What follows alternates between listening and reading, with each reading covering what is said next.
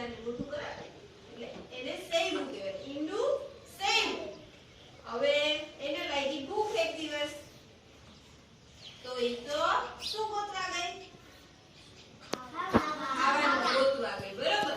હવે ખાવાનું ગોતવા ગઈ અને ઈંડું માળામાં ઘરે એકલું હતું ને, કોઈ હતું ને?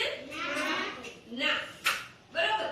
તો મરઘી તો વહી ગઈ અને પાછળથી ઈંડું ફૂટ્યું અને એમાંથી નીકળ્યું બચ્ચું. અને બચ્ચાને શું કહેવાય? મરઘીના બચ્ચાને પીલું. સરસ મજાનું પીલું બહાર આવ્યું. હવે પીલું બહાર આવે અને આજુબાજુમાં કોઈ દેખાણું નહીં. એટલે હાલ્યું. ત્યાં એને મળ્યા